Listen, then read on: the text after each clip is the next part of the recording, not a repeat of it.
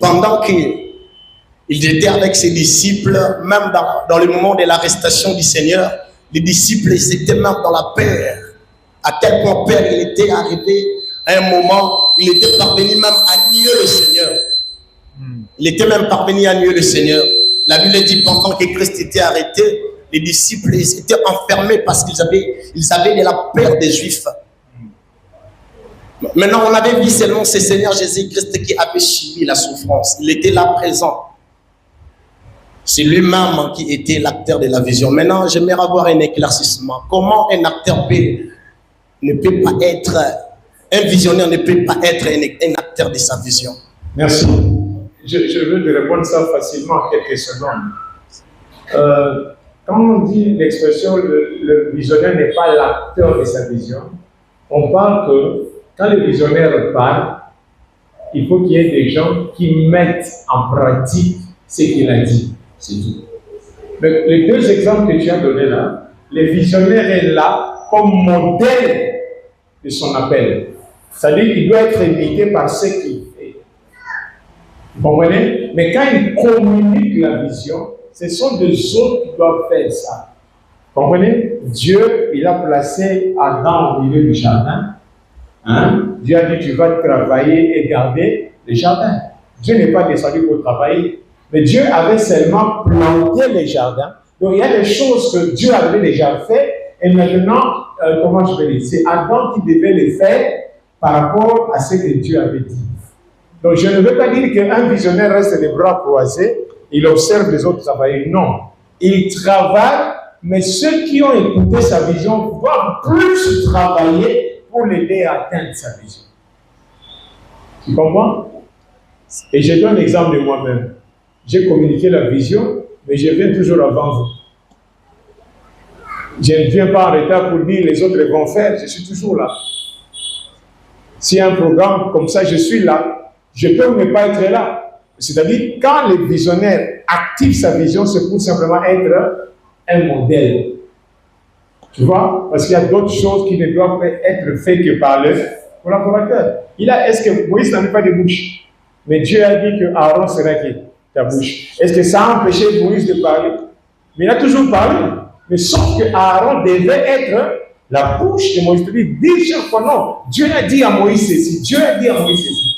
Quand il n'a plus fait ça, Dieu l'a écarté. Je ne sais pas si j'ai répondu à toi et aux autres. Ok? Merci beaucoup. Merci. Frère Chris, beaucoup. Passez le micro, Frère Chris. Je crois que c'est la dernière. Quelqu'un a une question aussi parce qu'on va clôturer là. Bonsoir à tous. Bonsoir. Bon, Père, moi je voulais savoir. Tu nous aussi ce micro-là parce que c'est un. Oui, c'est. Tu nous as dit que l'huile commence par la tête. Oui. L'ordre. Mais il y a des églises, il y a des fils qui donnent l'ordre. Il y a des fils qui dirigent. Des fils. Le fils qui dirige, le fils qui fait ordre. Le père ne fait rien. Oui. Le père, je veux dire que le père a laissé. Ah. Ouais. Il a laissé aux enfants. Mais j'ai donné. Le fils commence à travailler, le fils commence à diriger. Il est fatigué. Peut-être, je ne sais pas. Non. Là, j'ai parlé de 5 gouvernements. Va voir dans ton cahier, tu verras que beaucoup fonctionnent dans d'autres gouvernements qui est la théocratie. Vous comprenez? Dans la théocratie, il y a le choix de Dieu de désigner les gens. Si Dieu m'a désigné à faire quelque chose, je vais lâcher à une autre personne pour vous.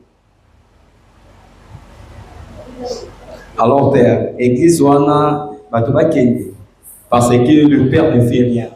Bon. Hein? Celui qui a aussi sur le bon côté. A-t-il une responsabilité et pas mal? Il y a beaucoup d'églises.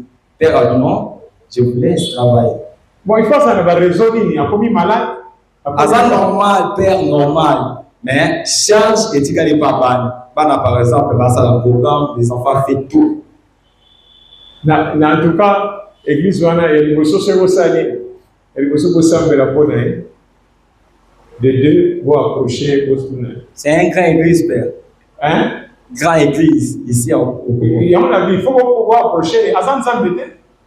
Zamba peut se moussala ça. Sans le salon au souffle. Bana oyo ya uzargomo pemé, il faut pas partager mon salon Zambé, mais bah pour ça la moussala wana totalement. Il y a rendre compte de Panza. Yesu a dit, j'ai fait quoi? J'ai achevé l'œuvre que tu m'as donné à faire. Yesu a dit, mais à sali œuvre n'a tina na souffre. Même quand tu yo dans la Bible, bah comme dans Zéla, mon ça me met des poulos. Est-ce que mon doigt doit pas la vie? Yesu a dit dans Zéla après un temps à récupérer que poulos naïf. Zomon, ça va vendre pour une raison de santé et puis bana wana, il y a des bana biologique, tout bana ka église. Bana église. Bon, ce qui a parlé là, on va charge. C'est bien. Peut-être dans un temps, on va observer charge après ça qui va. Mais ce qui va tirer totalement Moussa à sa vie. On a pris cet exemple, le pasteur Monango. Bon, il s'en entend à Comonay. Apôtre Roland Dalo. Apôtre Roland Dalo a pris cette église où ils en ont Gombe, le pasteur Ken. Dans ce moment, on a une église de fonctionner.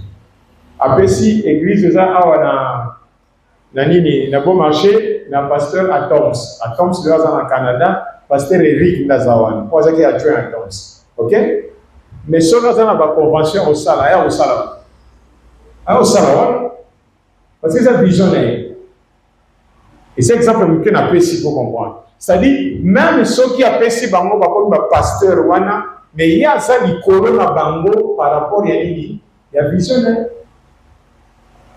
Il y a un séminaire côté, après il y a même l'église va fonder dans la province, après voyager à pays pour na, parce que ils après c'est exemple monsieur sous général Sony, dans l'église c'était dans la Brazzaville, dans l'Afrique du Sud, mais fondé, mon père fondé en faisant moi na hein, dans la Brazzaville, mais ils ont armé de l'Éternel, visionnaire armé de l'Éternel. Ils ont sonné. Alors, ce qui ils ont sonné, c'est-à-dire que l'armée de l'Éternel nous sur terre dans nos c'est-à-dire qu'il faut travailler, mais il faut travailler sous la vision du Père. C'est tout. D'accord, merci Père. Merci. On a fini?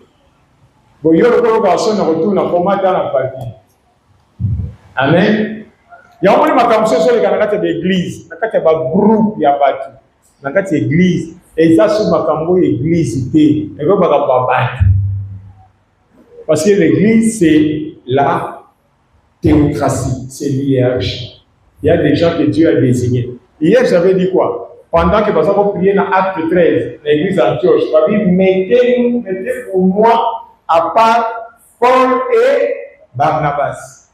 Bateau va ensemble, la basaïni. Baché va reprendre les baquets au sein d'ensemble. Moni mosanda dans le Mali. L'église est monnaie pour étendre bateau en mission. C'est-à-dire Paul a convaincu mon colombo ce que je trouvais quelque part. Tu veux combien de gens habiter? Ça va là qui dans Zélanie.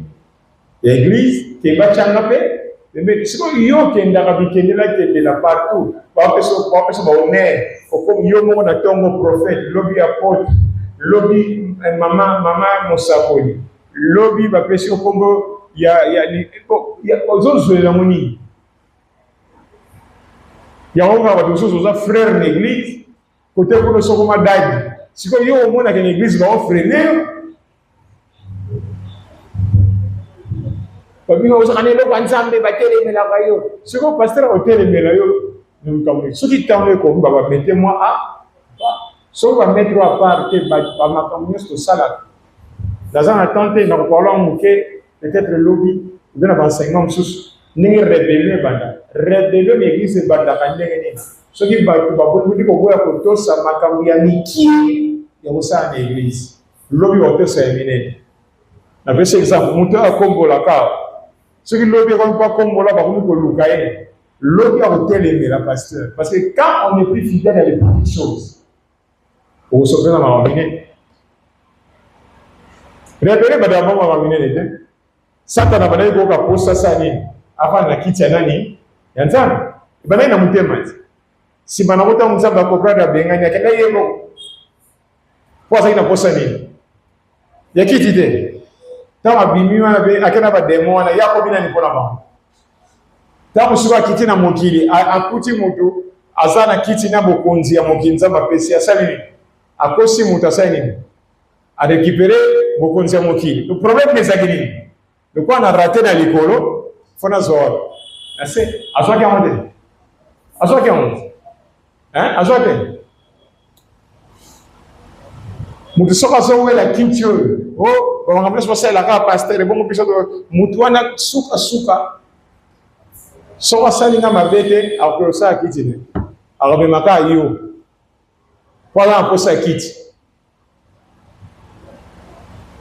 Donc on a mis kana tobo oyota la chambre de bazar o bakota yi retraite banda vendredi ba obima lundi. Kwani on nzambe mtaitsa kibiso abaki bokende. C'est bon, il a bien vu. Oui. On a bien vu. Parce que comment Zamba pour ça dit non? Bon, on a trouvé gâté. Parce que Zamba, alors on a intérêt. Il y a bien de l'église. Il y a l'église d'abord. Parce que ça par rapport à Moussa le Bossa à l'église.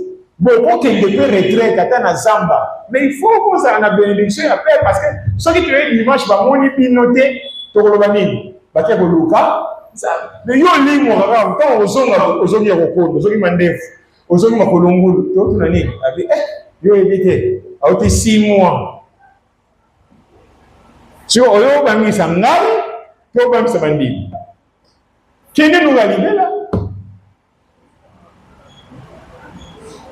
amen bena makamite mukola culte oye culte te sans raison ti aucune église. Révélé pendant la maramamiquie. On a raison valable de les lois avec ça. On est en église, on ok, révélé pendant la nuit. Parce que Yosa Moussali, au coquille auquel on assister à culte nous sous-souté, sans autorisation. Elles à la jour à culte n'a bien noté. Oh, lundi, tu sembles en avis sauté. Yo, on a les oiseaux du ciel. Faut signaler, pasteur. Il y a une invitation, on a profité de la culture, mais il y a une et ça, il y a une assez bon pour la femme. Il y a un peu partir à mater, on a tout. Il y a un peu de cher aux autres, on a vu ça dans les oiseaux du ciel. Ils ont organisé une révélation, ils ont dit, ah, le roi Baté a rencontré, nous avons commencé le tabernacle, le mystère du tabernacle qui descendait d'Apocalypse. Tu vois les choses. Tu vas étonner les gens, mais pas Dieu. Parce que dans l'ordre de Dieu, les choses ne se font pas comme ça. Il y a un moment, peut-être dans le ballon, il y a un moment, l'église, un peu cet exemple. Si on est catholique, moi, il y a un événement. Et ça un événement. Église catholique, un événement. Et vous avez compris? Pourquoi ça fait la même esprit? Il faut que nous ayons une restauration. Il faut que nous ayons le même esprit, mais nous avons un domaine de travail. Comment on peut apporter une pierre côté moi restauration sanitaire ici. Il y a un moment où les techniciens apporter quelque chose et l'autre. Mais ce qui sont pas apporter, c'est créer la vide. Et ça, on voit le beau, nous autres, mais le beau, et comme il monstre, le colonisate, nous autres, composé, force, et nous autres, membres encore. Ok? Dieu vous bénisse. Tu peux couper. Dieu vous bénisse. Là, c'est une vérité, monsieur. Et ça, on va la ligne, c'est bon.